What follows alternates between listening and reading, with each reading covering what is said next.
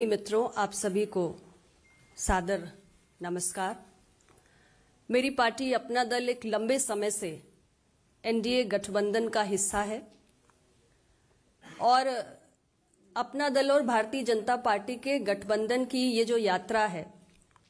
पिछले 3 चुनाव से 2017, 2014, 2019 निरंतर एक सकारात्मक दिशा में आगे बढ़ी है। उत्तर प्रदेश की जनता का हमें अपार भरोसा, विश्वास, समर्थन इन तीनों चुनाव में प्राप्त हुआ है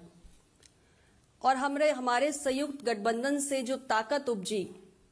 उससे देश और प्रदेश में एक ऐसी मजबूत सरकार का निर्माण भी हुआ जिसका नेतृत्व उत्तर प्रदेश में आदरणीय योगी जी और देश में हमारे श्रद्धेय प्रधानमंत्री जी कर रहे हैं,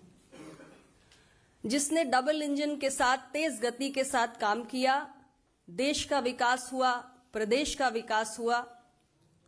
और जहां एक ओर उत्तर प्रदेश और देश की विकास यात्रा आगे बढ़ी, वहीं दूसरी ओर सामाजिक न्याय की अवधारणा भी और प्रबल हुई।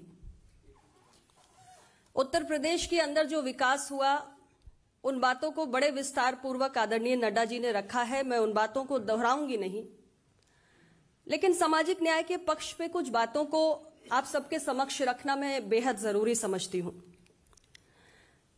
मेरा यह मानना है कि अपना दल और भारतीय जनता पार्टी का ये गठबंधन, और आज हमारे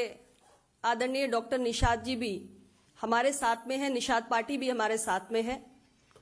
ये जो हमारा एनडीए का गठबंधन है, ये विकास और सामाजिक न्याय का एक बहुत ही बेहतरीन कॉकटेल साबित हुआ है।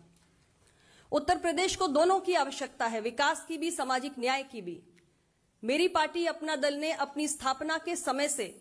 हमारे संस्थापक यशाकाई डॉक्टर सोनेलाल पटेल जी के मार्गदर्शन में सदैव समाज के अंतिम पायदान पे खड़े हुए व्यक्ति के हक, अधिकार, भागीदारी के लिए संघर्ष किया है और माननीय प्रधानमंत्री जी के नेतृत्व में उनके साथ आकर हमने ये महसूस किया कि सामाजिक न्याय की चिंतन धारा को और मजबूत करने का हमें अवसर मिला है। विषय चाहे ओबीसी कमीशन को संवैधानिक दर्जा प्रदान करने का हो, जिसकी मांग बरसों से देश की संसद के अंदर हो रही थी, लेकिन उस पर पूर्व की सरकारें कभी भी ध्यान नहीं दे रही थी,